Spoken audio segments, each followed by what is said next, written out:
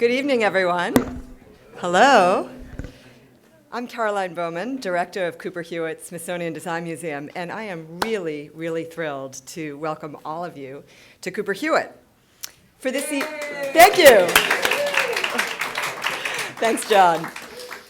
For this evening's design talk, we've gathered a brilliant lineup of pioneering design minds for dynamic exchange on the future of design and technology. It's an ongoing and exciting conversation at Cooper Hewitt. And given the popularity of our panelists tonight, we decided to experiment and offer live streams in the Bridge Gallery and the Conservatory, some of our visitors' favorite spaces to congregate, to meet the overwhelming demand for seats. So I'm hoping that it'll all work upstairs. And hello to everybody upstairs. Plus, our wine bar will remain open after the talk, so please do stick around for a second drink. At Cooper Hewitt, technology unlocks doors for people to be inspired, educated, and empowered through design. When we reopened after our mammoth renovation in 2014, we introduced an integrated digital platform never before explored in the museum world and gave our audiences an all-access pass to design. High-res digital tables, an immersion room, and the Cooper Hewitt pen, a global first, to create customized design collections and experiment with the design process and a digitized world-class collection of more than 210,000 design objects, one of the most diverse and comprehensive design collections in existence, online and available to all. Among our sister institutions at the Smithsonian, the world's largest museum, education, and research complex, we were the first to develop our own digital learning tools and have become a model for incorporating technology into the visitor experience. And now that the Smithsonian has recently committed to reaching 1 billion people by 2022 with its digital-first strategy, we are leveraging our digital expertise and accelerating our efforts to broaden our audiences and ensure access for all. We recently appointed our first ever Chief Experience Officer, the first CXO in the entire Smithsonian family, and the only position of its kind, believe it or not, at a New York City museum, to seamlessly engage our audiences at every single touch point on campus and beyond. Carolyn Royston is with us this evening, and I'd like her to just wave so you all know who she is. Woo! It's her 6th week at Cooper Hewitt, by the way. All right. And as we move forward, we will continue to improve our digital architecture and skill sets to empower Cooper Hewitt to share design discovery and learning with even more people. Exhibitions like the critically acclaimed Access Plus Ability and our upcoming The Senses, Design Beyond Vision, emphasize how design and technology are expanding access to products, services, and more, while our partnerships with NYU Tandon School of Engineering, Microsoft, Google, and other tech leaders reinforce Cooper Hewitt as an energetic hub for conversation and collaboration at the nexus of design, technology, and inclusivity. Tonight's conversation is presented in conjunction with our exhibition, of course, Bob Greenberg Selects, an interactive experience of iconic works of industrial design and cutting-edge tech from our permanent collection. Bob is the 16th guest curator of our celebrated Selects series, for which we invite renowned designers, artists, writers, musicians, and thought leaders to mine and respond to our holdings. Bob and his team at RGA also designed an exhibition app that represents a whole new experiment in museum learning, and I hope you all used it earlier tonight.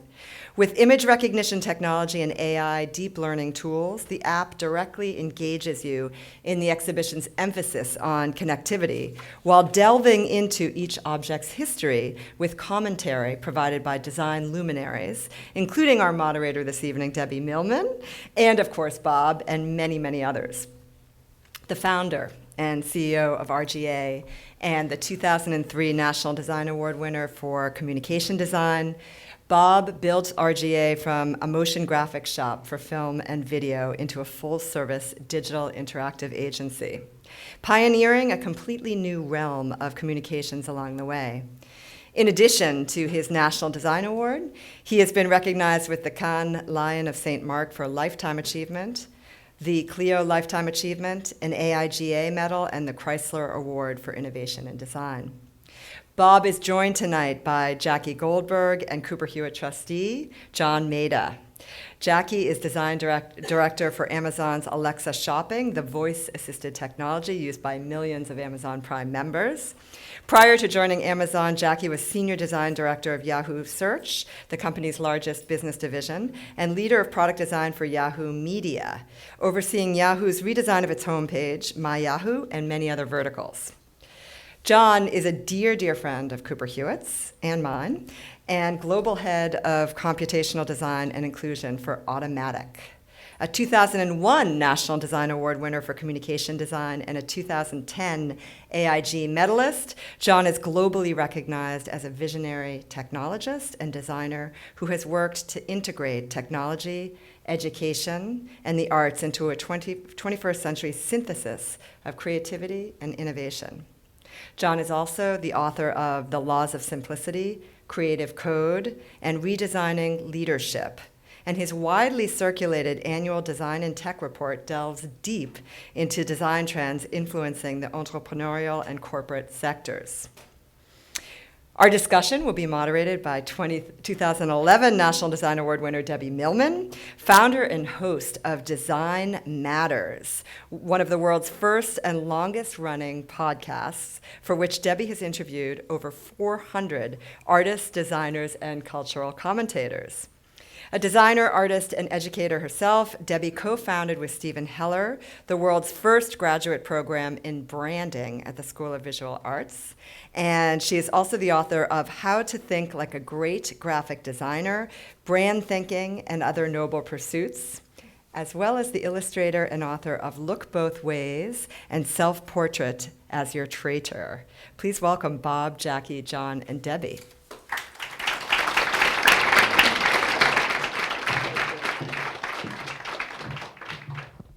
Hello, everyone. How are you all doing? So I have a bit of a confession to make. I loathe panel discussions. I find them incredibly boring. So I am going to do my very, very best tonight to try to moderate an exciting and enlivening and inspiring experience for you. Caroline, thank you so much for your wonderful and generous introductions. We're here tonight to talk about technology. We're here to talk about the Cooper Hewitt exhibit that Bob just curated. And my first question will be to Bob. So, Bob, as a teenager, I understand that you became obsessed with the work of Dieter Rams, and a number of whose pieces you have here featured prominently in the exhibit. But I'm curious, how did your mom react to her child's fascination with, say, a colorful hairdryer with cool buttons? I was mentioning earlier to Debbie that my mom was like Gracie Allen, which most of you wouldn't know, but she was partnered with George Burns, and they had a television show, and Gracie Allen would go off on a big tangent, and she's like a quote-unquote space cadet. So my mom didn't really notice anything I was doing. She was generally, when I'd go to school, she'd still be sleeping. And she'd make a sandwich that we would automatically toss, my brother, my sister, and I. But I started to collect first creative playthings, I think. It was like a toy company that was bought by CBS for some reason, not sure.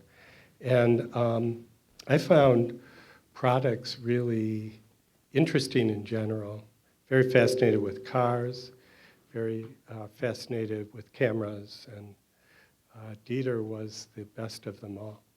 So you told me prior to our joining the stage, you were talking about your mom, and you're probably going to kill me for asking you to do this, but you did say that you could do a really good impression of her. Oh, I can't do that. My wife can, though. She's No, she shaking doesn't her head want to no. do that. Okay. No, well, you don't, when you go on a panel, you don't want to do impressions. Maybe on my Not if panel you're a real either. amateur like me. But thank you. Okay. Well, Jackie and John, I want to ask you about how you also were impacted by your early childhood interactions with technology. What things caught your eye? What influenced you? Use the mic, John. I like, where I grew up, we didn't have much money and not much toys, so I grew up in a tofu store, Yes. and there was a lot of cardboard, and those like really sharp box cutter things? Those are my toys. And I just make stuff, cardboard and cutting and cut my hands, etc. But that was my first technology, chopping technology. Jackie, what about you? For me, I guess it's less product design. I grew up in LA in the 70s and 80s, and so I think there was some more kind of a distinctly SoCal vibe, like because in LA you can play outside after school 365 days a year. So I don't remember objects or physical objects sticking out in my mind as much as I just remember I kind of grew up worshiping folks like Herb Ritz, Bruce Weber, Peter Lindbergh, Terry Very Malick. sophisticated Well, taste. I mean, it was just like a certain kind of natural daylight, like, beautiful faces, natural materials kind of aesthetic, minimum of artifice, or so I thought. I think it just kind of gave me a real passion for a more aesthetic, a more natural aesthetic. One thing that this exhibit strikes in me is the realization about how fast technological improvements and advances are happening today. And if you look back at 30, 40, 50 years ago, if you just consider the swift evolution of the Walkman to the iPod to streaming apps on our smartphones. So what do you see as the biggest challenges we as designers are facing in trying to keep up with the pace and the design of the future? I think I've been fascinated by first the Walkman, and then the iPod and iPads, and where the world is going. We work on a lot of Samsung products and services, and when you look at the we had bought very recently a whole series of Samsung screens, and then about 8 months to a year later, all the technology's changed. And I was talking about updating some iPads in our house, but we can't do that without changing them out for newer ones because they don't support the next gen technology. So it's both very frustrating and it's very interesting. They have all sorts of thousands of people at the companies and they just keep innovating. I don't think it goes backwards. I think it's always moving forward. The same thing's true with cars and other things.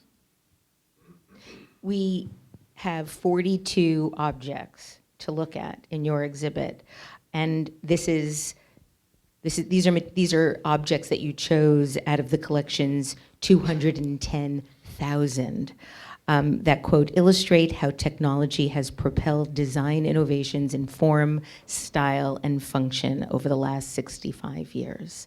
How difficult was it to arrive at those 42 things out of 210,000?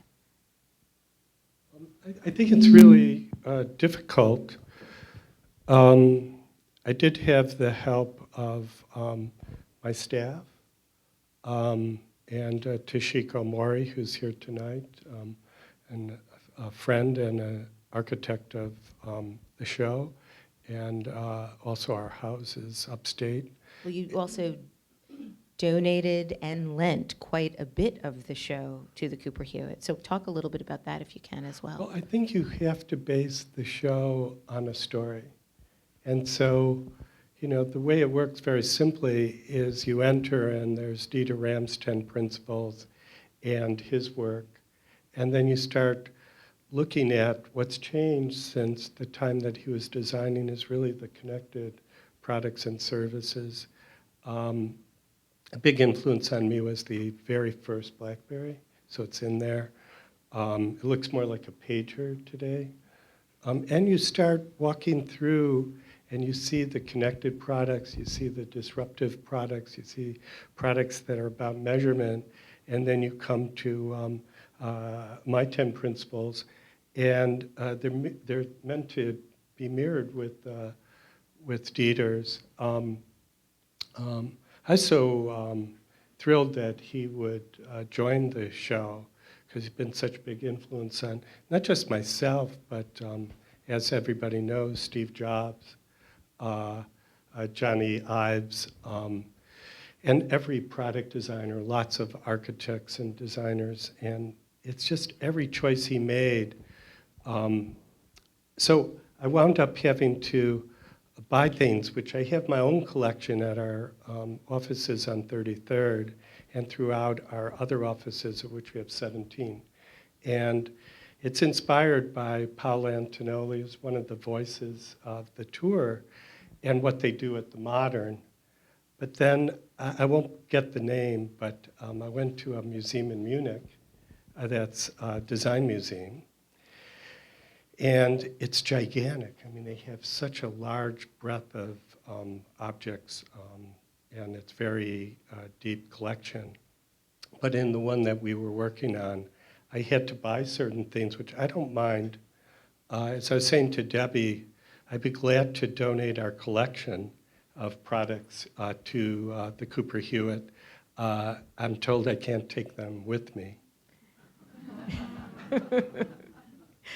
Jackie and John, if you were curating your own Cooper Hewitt Selects exhibition focused on technology and design, what objects would you include in it and why? Not just the objects, but why? These are tough questions, I know. That's good. Okay, if I were doing a show here, so what comes to mind is a slide out of Mary Meeker's 2009 Internet Trends Report. I had the slide printed out and on my refrigerator for years. You probably remember it. It's 5 panels where from the left it goes mainframe computers, and it's decade by decade. Mainframe computers, mini computers, desktop computers, from desktop to laptop, ending up in the aughts with mobile computing. And when you look at it this way, just side by side, it's so obvious that the technology, it used to be that you had to go to the building to use the computer, and then to the room that had the computer, and then to the desk that had the computer. It's so obvious seeing it side by side, like the technology is just getting smaller, more portable, closer to the human body, and it begs the question of like, and then what? What are the next slices? This guy, fuel band, and perhaps more and more and more integrated into our environments. But I feel like almost just the physical experience of seeing how big the machinery once upon a time was and how insensitive it was to us as animate objects in the world would be kind of a dramatic shock to the system. Be my. John, what about you? That's a hard question. Well, my passion now is trying to understand why, when we think of the Bauhaus and all the great Bauhaus masters, you can only name men. I wonder why that is. And so I've been really curious about the world of things that weren't made by all these masters. So I would love to include, it's a piece I found by a designer from the Bauhaus era, Marianne Brandt.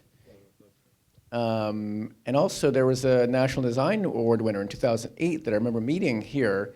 His name was Charles Harrison, an African-American designer who designed things that we saw for most of our lives, designed by Sears. Like what? And also there's that, what is that thing called? The Viewmaster was one of his original designs. So I'm like, interesting. I would also include people. That's illegal, I know. But I was sitting here thinking the last time I saw Bob out in the sunlight was at Redburn's funeral, or her honoring day. And if you think of all the people who Redburn's affected, who knows Redburn's? Anyone knows her name? An amazing force in New York who transformed the techno landscape in ways that still remain. And so I want to remember all these people. Muriel Cooper, another person who transformed digital media. But I noticed that they're all easily forgotten. So I would want a show that focused on these people we've forgotten and who classify in that forgotten hero category. Maybe for some reason more easily forgettable for some reason. So which why is bothers that? me. Let's talk about that a little bit. Why are some people so easily remembered and others that have made as big a contribution, as important and an important a contribution, forgotten? Power networks. So tell me more about that. Well, it's like I had a party, and the party had these people, and they're all people that were similar to me, people I felt comfortable around, and so that kind of propagates, and you create the structure where you think of someone, it's going to be a man. And I think that bias is built in to so many fields, design in particular, that breaking it is a passion of mine. So sorry I'm busting this here, but No, this is a really important conversation. It's a thought. It's interesting because Bob and I were actually talking about the ratio of men to women in different disciplines, and in advertising, it's still very much a discipline that is populated by a lot of very, very senior men. But in the design business, in the graphic design business, in the branding business, the ratios are very different. I took a class with Milton Glaser about, I want to say 15 years ago at the School of Visual Arts. It was a summer intensive. And there were 30 people in the class, and there were 27 women and 3 men. And he looked at the class the first day and said 40 years ago when he started teaching that summer, the same summer intensive, the same 30 students were 27 men and 3 women. And so it does seem to be a big shift in the design business to being much more female-centered. Have you seen that? Have you experienced that? We're about 50-50. So men versus women now. What we have to work on, which we've made a lot of progress on, is bringing women to the executive level. And that we're doing. We have the MD of San Francisco, LA, Austin, are all women, as an example. Our chief creative officer in New York is a woman, along with Tara Swainer, who's, as far as I know, a guy. But the key is you really have to work on it, and it's a real complicated effort that you have to. I think design is about working out the architecture of something and then implementing it. And I think we designed to more women into our organization, and it took a while, but we're there. I think we're also now 50-50 between advertising and products and services, and that was designed also that way. When text messaging first became popular, one of the big questions that people were asking was why? Why did text messaging, especially the early text messaging when you had to scroll through A, B, C, D, E, F, et cetera, it wasn't easy. But yet it became this global phenomenon, and that is the way that most people communicate now. That was a huge surprise for people. What has surprised you in the evolution of technology over the last decade or so? Jackie, this is a question Honestly? that you look like you really want to answer. Not really, but Oh. well, I don't want to throw anybody under the bus, but I honestly do not get Snapchat at all. Like, and I know there have been articles written about it. Oh God, don't take a photo of this. Like, I think it's just coming out of. Maybe it's when I observe people Snapchatting away and photographing themselves, and I don't know. Maybe it's just like my personal aversion to taking photographs of myself, but yeah, I know there have been some interesting pieces written about the interface itself, but I think that there's some. It's not that dramatic a change in photography per se. I think there's some interesting things to it. Anyway, that's my. We just did a project where it's for Nike, and we used the new Snap filter. We had a Snap accelerator. A number of companies came out of it. We got to know them pretty well. When you look at some of the things that relate to the camera aspect, the lens allowed us to do 3D Michael Jordan doing his famous jump from the three-point line all the way to the basket. And then we integrated it with Shopify, way to buy things there, a company that we worked with in our commerce accelerator. And then it gets integrated into a shoe ultimately. And with AR, you can see where Jordan was in relationship to this gentleman's height, as an example. And then ultimately, it goes to Darkstore, which is one of our accelerated companies that uses dark stores for distribution. And then the products were distributed in LA to sneakerheads, and everything sold out in 23 minutes, which is Jordan's number, oddly enough. And Was that by that type of integrated technology, we actually think there is a place for Snap along with the other bigger social media companies as it relates specifically to the camera aspect. What do you think about Snap? Do you want to? Oh, well, I love Snapchat because it solves a problem. What problem? It solves a problem for a young person who maybe doesn't want to be over manicured, over perfect, and reduces the stress to have to look awesome. Kind of like when you mentioned text messaging. The reason why I love inclusive thinking is because you have to ask how things came to be. And if you look at this word we use, emoji, right? What kind of language is that? It's Japanese. Well, why is it Japanese? It's because Japanese were heavy text message users. Why? Because they were commuting for so long. And in Japan, you have to be quiet in the train. So that culture evolved from that need to speak without speaking and to speak expressively. And it evolved into something that became the vernacular. So I'm curious about people who discover something for their needs, and then suddenly we begin to mess with it in the masses.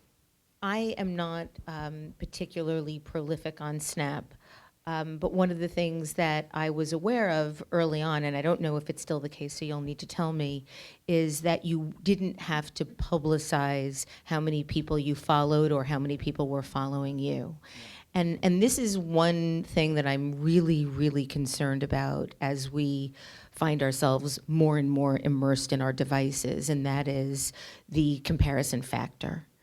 You know, back in 2001, when the iPod was first released, those 4 years between 2001 and 2005 when MySpace came out, which was really the first way we were socially connected in those devices, people were talking about us living in an isolation nation, that the iPod was essentially depopulating social space for us. 2005, MySpace comes out. We then have a way of connecting in this device. And for a while, that sort of evolved into something that was supposedly this global community. Now, we're living in a day and age where people are buying likes. Kids are removing photos if they don't get the requisite number of likes. you're embarrassed if you don't have enough followers. And what Snap is doing by not having that number apparent is keeping people feeling okay as is. They're not comparing how many this one versus this one versus this one. How do you see that impacting the emotional timbre of young people today, having to keep up with the numbers and the comparisons? Does it worry you? That's kind of leading. Well, first of all, Snap's had its problems. If you recall, 2 years ago, they had this yellow face filter where it would make your eyes squinty and slanty, which is clearly someone was like not in the design studio on the day. They were the wrong designers because maybe they didn't notice that's like a bad thing to do. So people do that kind of stuff across all of tech. But about this social credibility thing, I don't know. I think I don't understand how someone who is 12 years old thinks. And I just think that they're living in a different economy. And I don't know. I kind of feel like they're robust, is my take. Robust as in resilient. I'm so glad I brought Snapchat up. You mean robust like that they can... It's kind of like, yes, it's quote unquote worse in different ways, but it's similar to things that we had to deal with in terms of social pressure. I remember this was also part of David Karp's philosophy at Tumblr back in the day, was not to publish overtly exactly who's following whom, et cetera. It was more discreet and it was more about the content at the fore. So I'm certainly not insensitive to it. I just mentioned Snap because I personally don't like taking selfies. It's not without its place, clearly. And it's point to point, I think, is another kind of interesting nuance to it. I mean, I guess you can broadcast if you so desire, but there's a more private kind of take to it. Well, we were talking about things that surprised us Yeah, with their popularity. So I'd love to know, Bob, if there's something that did surprise you with its popularity. And then I have another big sort of political question that wasn't something I was expecting to ask, but I think the moment warrants it. I know, this is my way of keeping you all interested, paying attention. I'm not so sure I understand Gen Z that well at the moment, but I gotta say, regardless of everything else, watching the kids, so to speak, on the stage in front of the 800,000 people, where I wouldn't even be able to talk about Red Burns without choking up. But they got up there in a way that I've never seen any group of people do. And we are experts on millennials. We spent a lot of time all the way. I mean, our company is 41 years old, and we've been through all the transitions. But this one's sort of a new one on me. And I'm not exactly sure what they're about yet, because it's just becoming noticeable around anti-gun legislation and things. But the 11-year-old kid, I mean, that's sort of just amazing to me. And yet they are seamless in how they deal with technology. And what I've seen is currently the way in which people interact with technology is changing. And I know Debbie is fully conversant with the term disruption, and maybe one of the upcoming questions. But technology is disrupting everything. So it's hard to choose any one thing that if you look at it through the lens of seeing the impact of technology on it, including museums, as Carolyn was talking about earlier, and reaching 1 billion people by a certain date. That's becoming possible, but also more normal. We can put something out and we'll get 3 million people interacting with it, and it's just a remarkable change in communications. I've been watching the Trump show on television to realize that the young people aren't watching TV at all. So, I mean, I know that. But the advertising, which Debbie and I have talked about, is, about colitis and black stools and things on CNN. It's all geared towards somebody perhaps my age, even though I don't want to admit it, but there's a lot of other ways to get information now, and I find that to be probably the most important change that's happening right now. Yeah, of It course. struck me just now how I was mentioning to Debbie how I have people on my team, and they idolize Debbie. No, I'm serious about this. Let me explain why. And I think that the new generation has new leaders to look up to. And I swear, I was like, give me a leader quote, Drucker, et cetera. Then Millman came up 3 times. So I think You're in trouble. But it's like new leaders are more visible now to the whole generation. That breaks the whole HBR or whatever thing.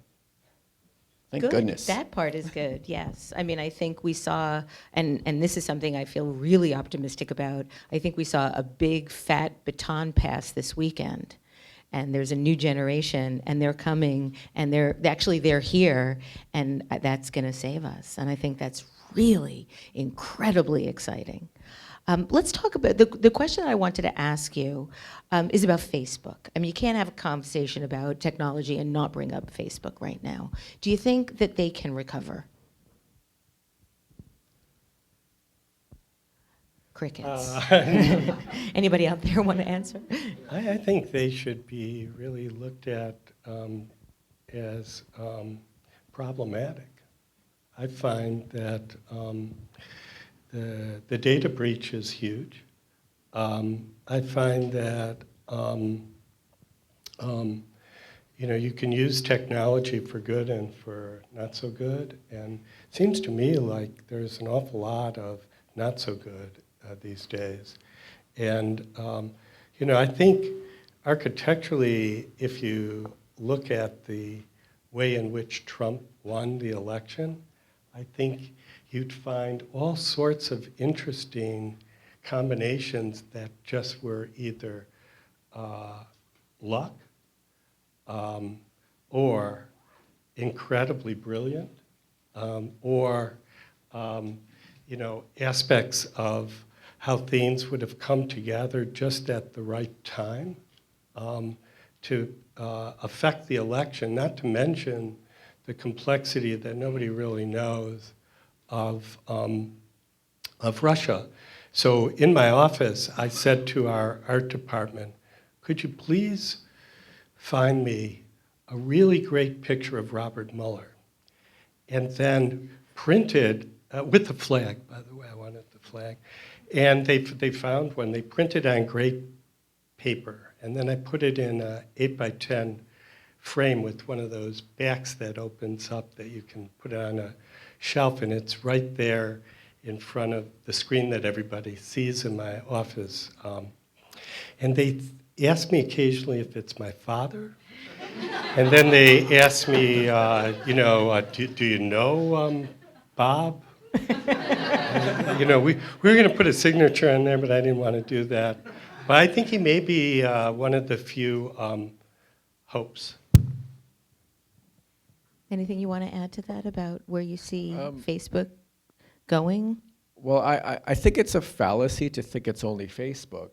You see people saying, I'm going to delete Facebook but keep Instagram.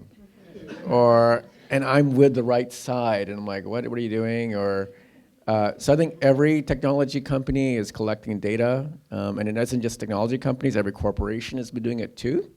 So I think it's unfortunate. It's unfortunate that people can see more clearly what is happening, but this is the tip of the iceberg. So that's what concerns me is, oh wow, one company is bad, therefore all the rest are good. It sounds off. No, I think you're right, Jen. I don't think any of them are particularly bad. It's just that, as an example, Oreos, which is part of a company which is Mondelez, which is connected to Kraft originally, they don't really even understand the data of their product. So they have to create a platform to get people to interact, to understand how customers want or not to want to interact with Oreos. I think that Amazon, which of course has a tremendous amount of data, and they're perhaps the one that's most feared in the sense that they understand so much about consumer behavior in a way that was never understood before. Google is also similar because they of course gather information even if your cell phone isn't on. And so it's a question of what's going to happen and how it's going to be used and whether they bring restrictions to these very large, incredibly significant and in most cases wonderful companies. One of the other things that has also surprised me in thinking about what technological advancements did we not see coming, or the popularity, not to see the popularity coming, or certainly not all of us, because you clearly knew that text messaging was going to be much more popular than most. But we've been giving away our data for 13 years now, pretty fearlessly. And most of the time, we've been doing that for convenience. So we will log in with our Facebook credentials on another site just because it's easier, not because we really care about the linking. That behavior is something that we have to own as a culture. Do you see our need for privacy changing now that we know that these types of breaches are probably going to be much more common than we ever expected? This is probably a question for you, Jackie. Go, Jackie. Well, certainly privacy is the issue of our age. But it wasn't. It wasn't. I mean, remember when Mark Zuckerberg was talking about how we were all one big community that should know everything about each other? But these are personal graphs that you curate. At Facebook, you decided who was your friend, who had access to what, or so you thought. Right. I think it's just for a corporation, it's a huge responsibility to handle their users' data, and there are business decisions that are made every day that can make or break that trust. It takes a long time to build that trust. You mentioned Amazon. Obviously, I work for Amazon, and Amazon has worked for decades, more than 20 years, to earn customers' trust day in, day out, with customer service and products that people can depend on. And I think that, everybody's keenly aware that that trust is the most valuable thing of all. Yeah. I mean, it was about, I think, 18 months ago that people were talking about Mark Zuckerberg for president or Sheryl Sandberg for president. And it's quite astonishing how much power we'll give people if we do feel like they're doing good. As long as they replace Trump. I'm all for anybody like that could be president.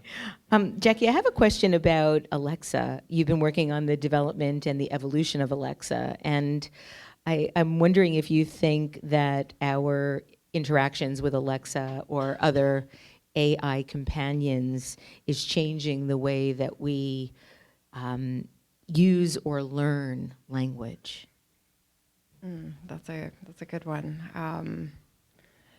Well, we definitely observe that the way customers talk is not the way they type, and a conversation with Alexa is not really comparable to or equivalent to like a query in a search field.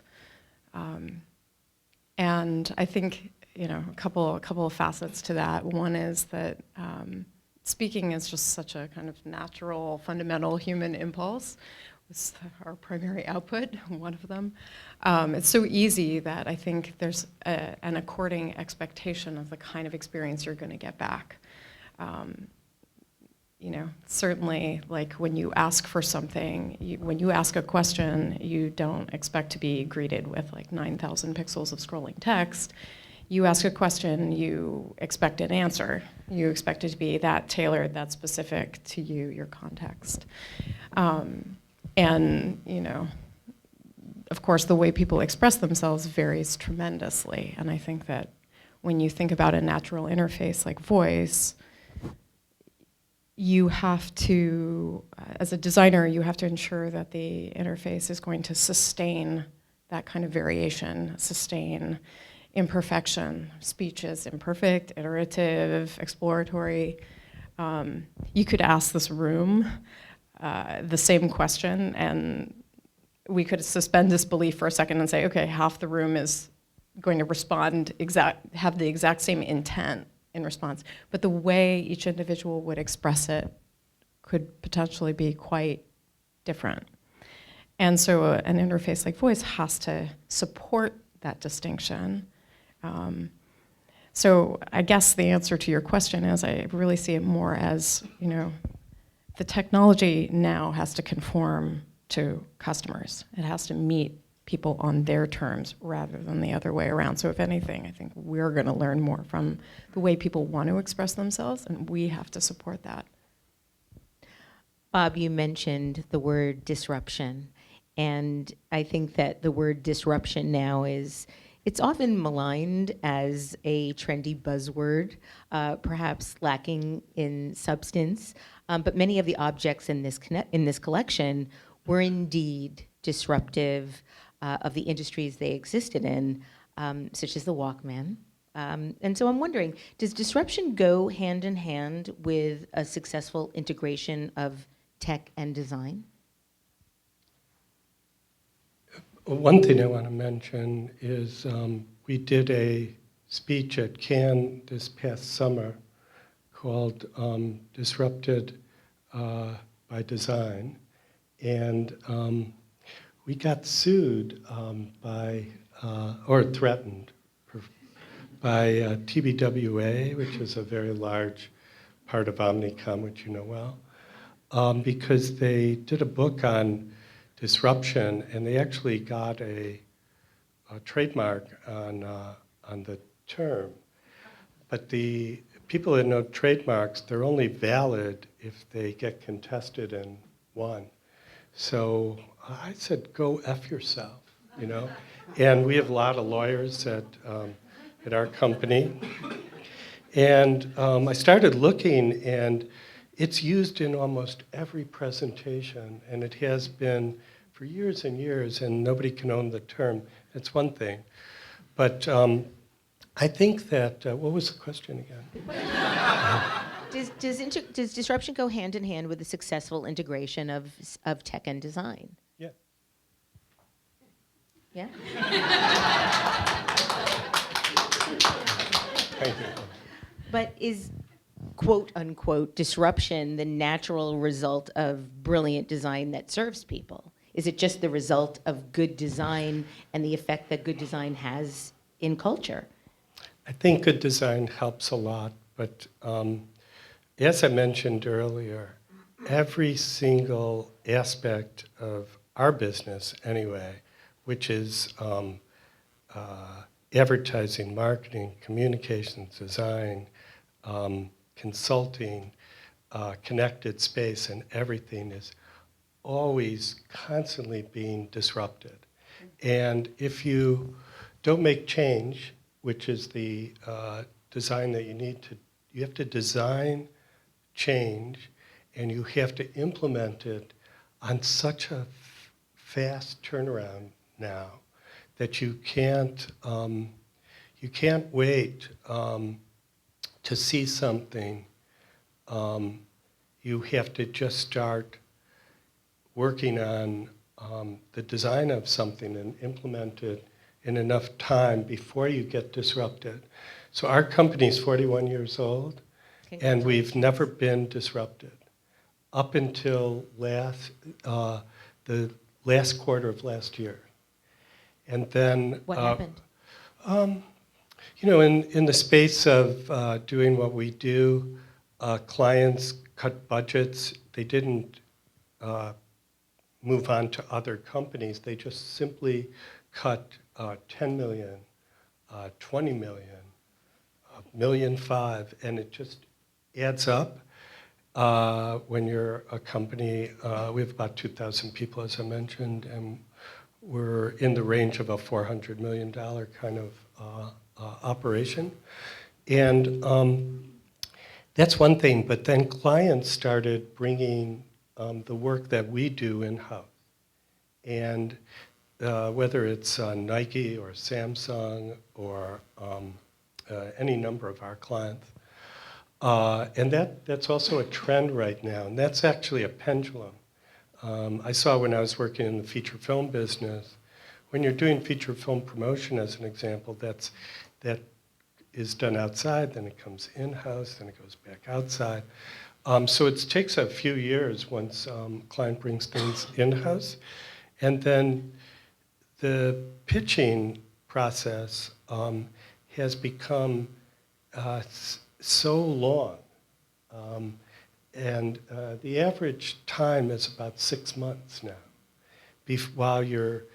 So you wind up spending so much money, of which you're one of 7 or 8 companies trying to get work in, and that's a change as well. But really the biggest change is, as I mentioned in a quote from a new book that's coming out by Ken Aletta in June, I personally think that the advertising model is dead. I think the publishing model is dead. I think the consulting model is dead, the manufacturing model. All of these things that have been, like if you take advertising, it's about 70 years old. It started you know, in the Mad Men era, and that's a very competitive structure.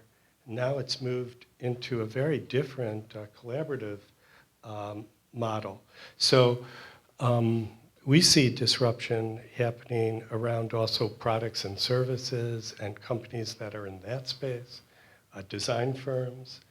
That's a very big one. You know, I think the design firms haven't transitioned into a new model. So it's unfortunate in many ways because it results in a situation where they don't have a seat at the table that they used to have. And now they have to go through other methods to be relevant. And with the change that's happening now, I'm thinking that the only real difference is it's happening at record speed.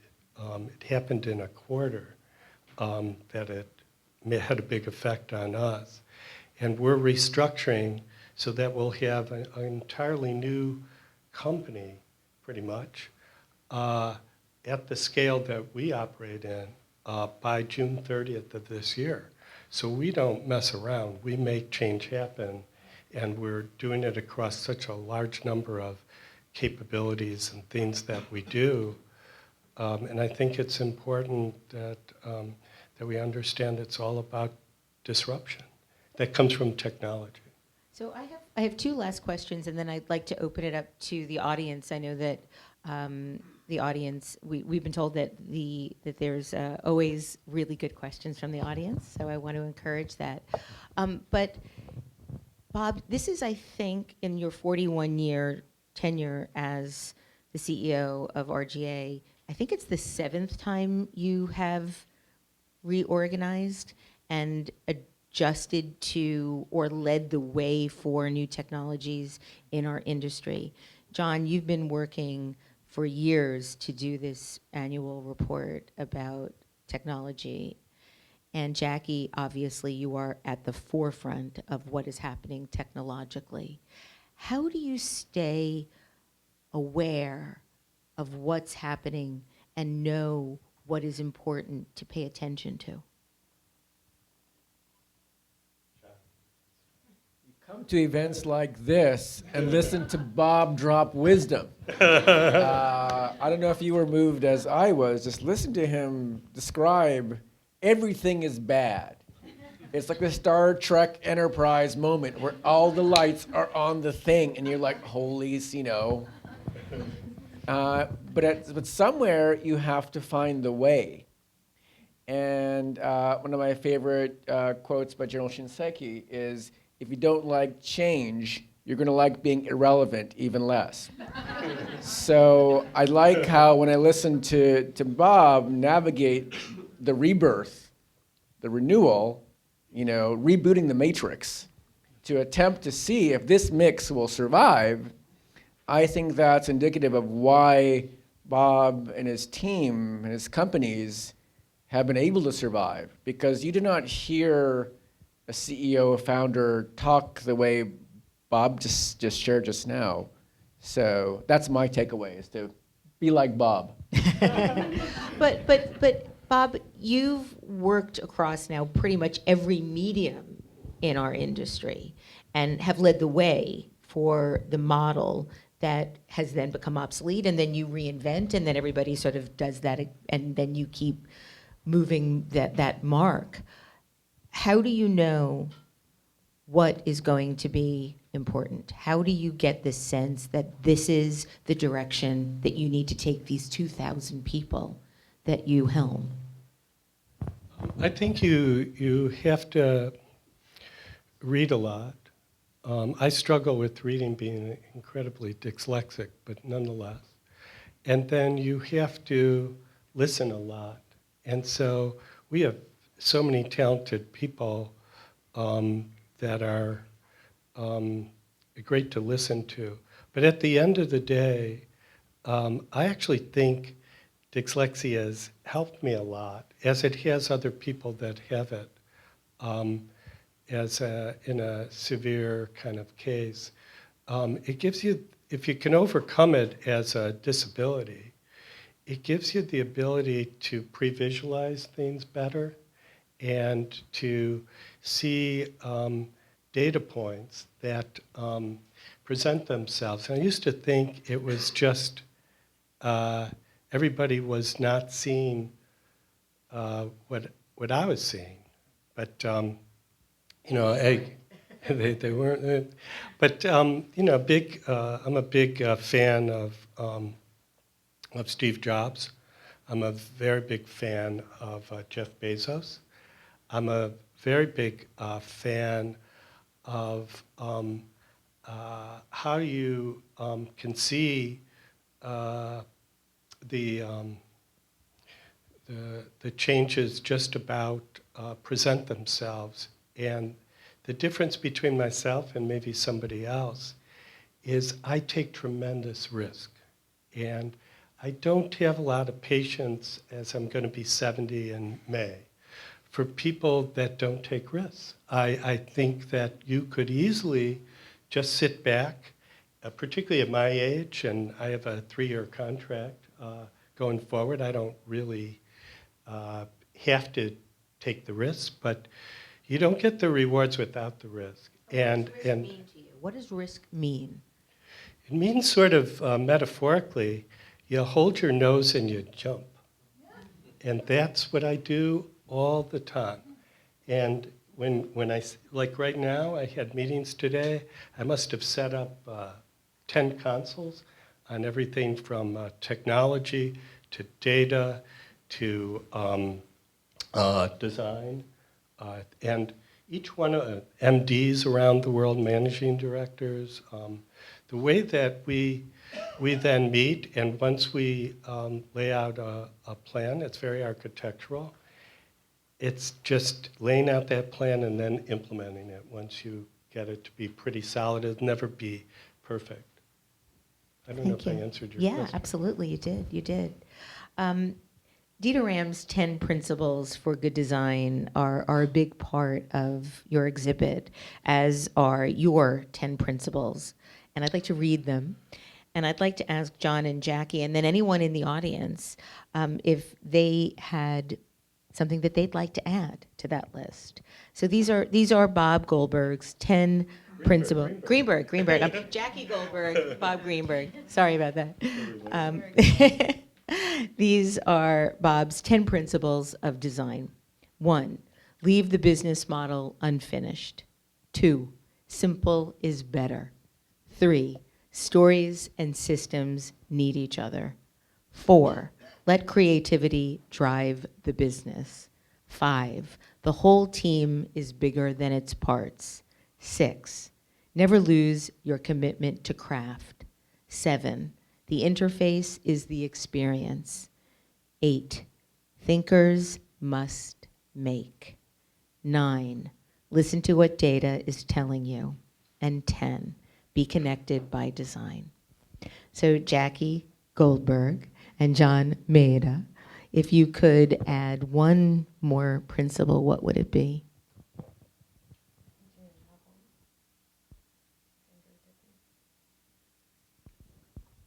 Well, I like the team one. I like the team one. I'm a big believer in team, and it makes me think of how if I would add one, I would add the Bill Moggridge inflection, because Bill had this one design principle, and he said if you need a simple, easy to remember design principle, it's probably about starting with the people. So I like that one. Excellent. Jackie? Yeah, I would +1 on a couple of those. I mean, the makers, thinkers one reminds me of an essay that was honestly like one of the most influential things for me, made me want to be a designer, which is Michael Bierut's Why Designers Can't Think. If you haven't read it, read it. I guess the one I would add is something that was an adage that I brought into my team at Amazon. Humanity over technology, simply because for practical reasons, the tech was going to change so much. And instead of thinking about what Jobs used to call the speeds and feeds, to think instead of human input and output and what would a person actually want? What would they be able to grok? So. Thank you. Thank you all for answering my questions. I'd like to open up the questions to the audience. I already see some hands. You can ask anyone or all, and I think we have a microphone that's going to be going around. This gentleman right here in the lovely green-blue plaid shirt. Oh, thank you so much for that compliment. I have 2 questions for Bob. I will ask Jackie and John questions separately, but as long as I have Bob here, I'd like to ask him. First, with regards to, I think you mentioned with regards to Samsung, how a subsequent generation device doesn't necessarily interact with the previous generation. Do you think that is because the technology is changing so quickly that designers can't anticipate changes even 1 year down the road, or is this planned obsolescence, or is it more a function of kind of corporations seeking to sink their tendrils deeper into consumers? I'd love to. This is my first question, and then I have one other quick one. I sort of think it's all those things because obviously when you're marketing products and services, it's to get people to buy into them. So that's a natural tendency for any corporation. I do think that Samsung, as we know them, they're a great design company. First and foremost, Korea is a really interesting country, as you know, and they're on a design implementation schedule that is trying to observe what's happening and what the needs are in the audience. The new S9 really is based around the camera. To me, it's just because in the past I designed cameras, I designed film stocks, and I was very involved in special effects and the integration of the production process. And I can't believe actually the level and the quality of the photographs coming from iOS or Android. And when you think about the fact it doesn't have a camera shape, it's sort of even more interesting. But now they've put slow motion into the newest Samsung device. And what it's doing is really quite complicated as an algorithm and a design. And the lenses that they can zoom and you can crop and you can filter and you can do everything just about that was very difficult to do in the older days with particularly film and then camera systems. So I think they're anticipating the next thing. I think what I'm actually interested in, and Jackie was looking at her Apple Watch at one point as an innovation, but what I actually think is I was very fascinated with Dick Tracy, and I was very fascinated with where the iPhone would go. We worked on the Nike Apple Watch. As an example, I'm very familiar with how things work.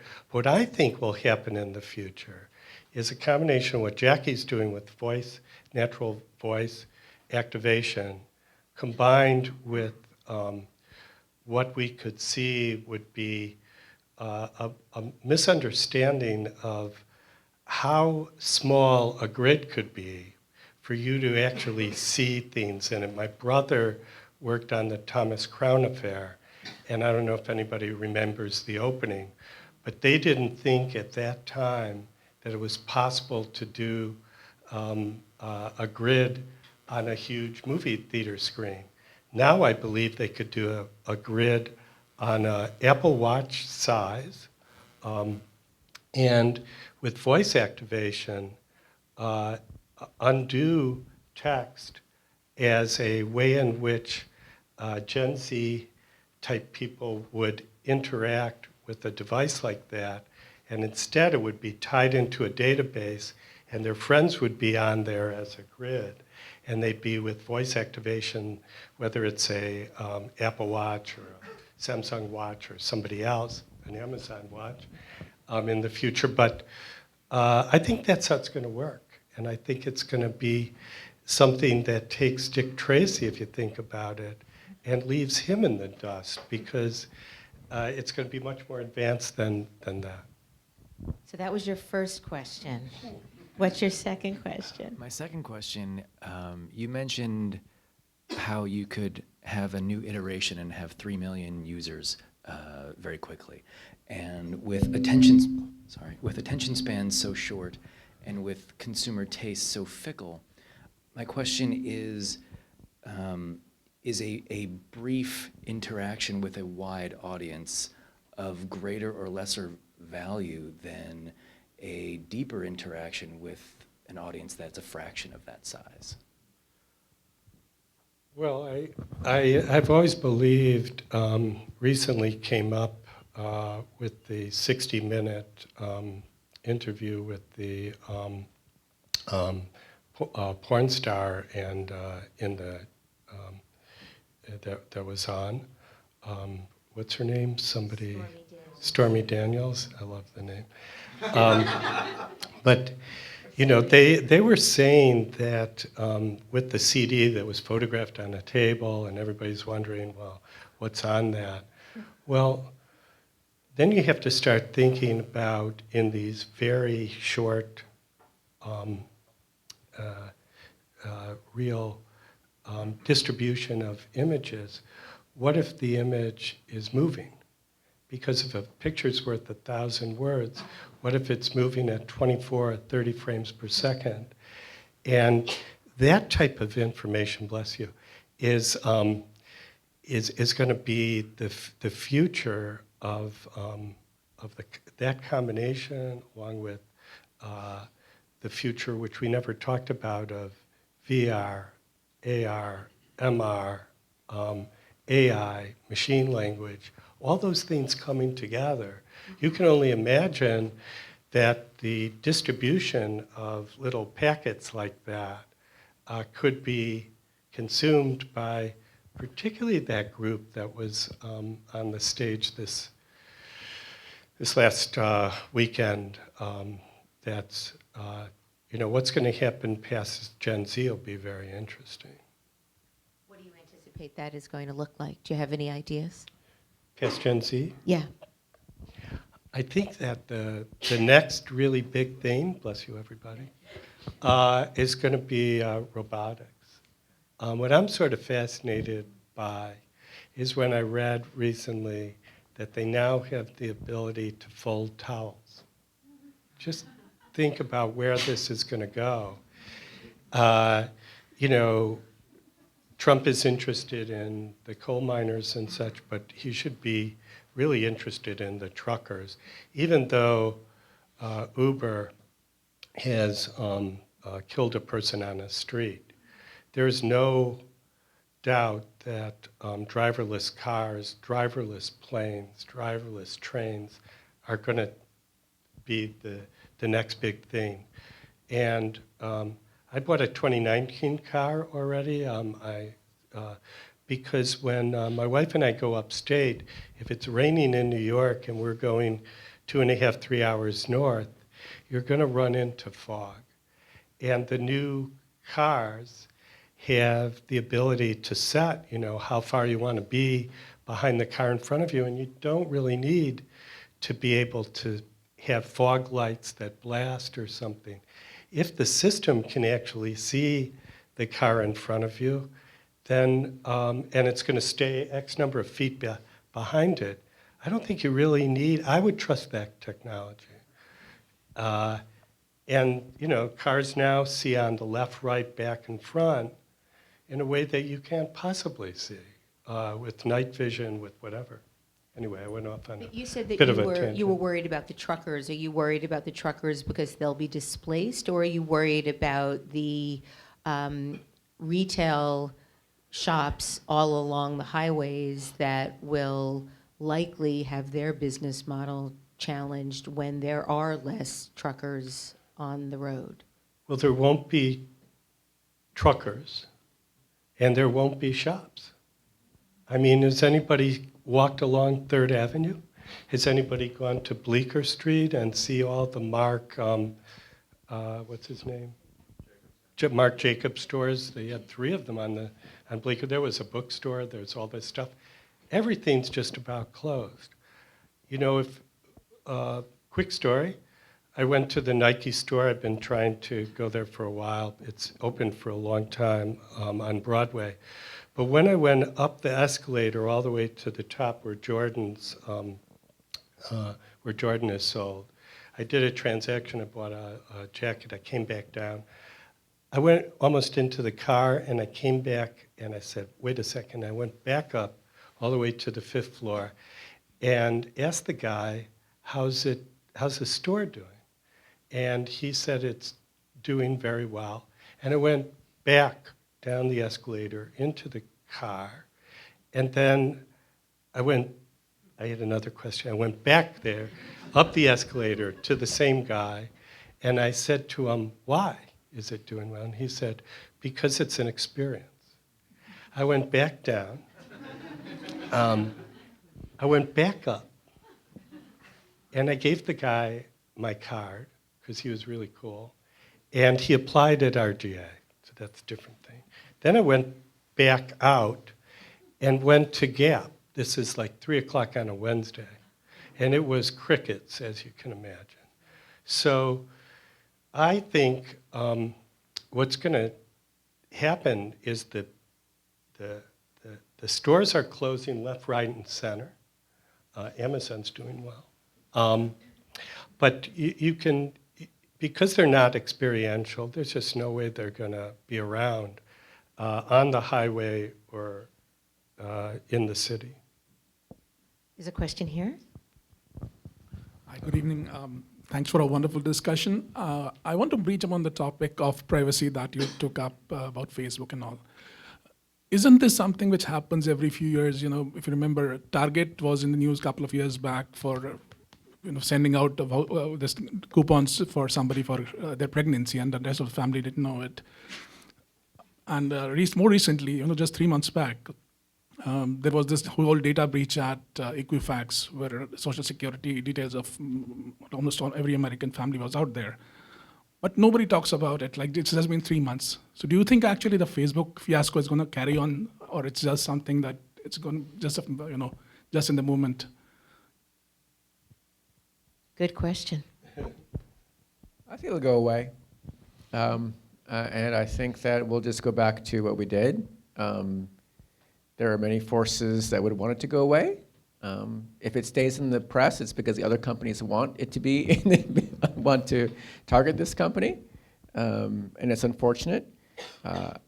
I've noticed, like when I was at MIT, there was this phrase that scientists would use that kind of bewildered me. They was like, got tons of money from the government. This is going to be my Manhattan Project. Like super psyched, like Manhattan Project, awesome. And it's kind of like now we're in this like the Uber for whatever, or the Facebook for whatever, but it's kind of like Manhattan Project, awesome. And what's amazing is that now people are saying, wait a second, maybe that was amazing, but what are the implications? And MIT had this whole major, it still has this major called Science, Technology, and Society, created by people who were asking questions about science and the destructive power of it. And what I love is that now, because of these larger breaches that will come, more technologists are stopping and asking, I'm not sure if this is okay. That may be the Gen Z or the Gen Z plus or whatever, but I'm hopeful around that. There's a woman here with a scarf in the front. You were talking about how... If you can wait for the mic. Oh, sorry. Just so everybody can hear. The comment about technology disrupting your business and how you were able to be reactive so quickly to that and restructuring. I'm a design educator, and so I'm just curious to hear what you all feel is going to be happening in the landscape in terms of education. Is traditional design schools going away? What do you see as an educator that we should be paying more attention to? I think I've struggled with design within universities. That's where my experience has been. I was on the board of Parsons. I was on the board of the Tisch Advisory Board. That was the meetings were run by Alex of Saturday Night Live fame, so that was sort of interesting. When I raised my hand, he would say, "Oh no, it's the digital guy," and I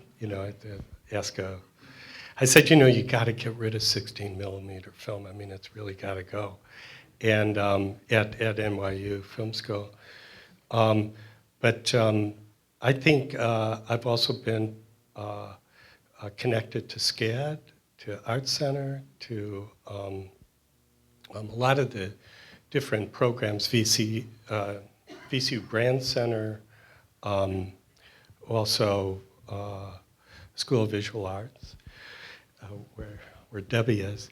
And I got very frustrated and after a period of time, got tired fighting the battle. I was pretty much alone trying to get through in VCU, Virginia Commonwealth University, a creative tech structure, because it takes 3 years just to get it through the university. At Parsons, there's all the various deans, and it's similar to other schools that are set up in a somewhat Bauhausian way. But to break down the traditions and the structure that's there at Tisch School, at ITP, where Red Burns ran came up with the program, ran it. I was with her where she tried to manage out the tenured professors. And you know what? She effing did it. And it was amazing to watch because nobody's done that before. It's like I decertified a union here in the city, the big IATSE, which is a huge, complicated. If I couldn't get rid of the union, I couldn't have created an interactive company because we'd be the only unionized interactive company in the world. And so I fought that battle. And I think that the universities are not fighting the right battles. And I think the design program is pretty irrelevant from what I've seen. I have a lot of experience with the curriculum. And the reason why I think it's irrelevant is because they're not training students to come out of the program and be, in the case of the company I run, be competitive with the other students that we hire for jobs at RGA, as an example, where we cover so many different parts of the design business.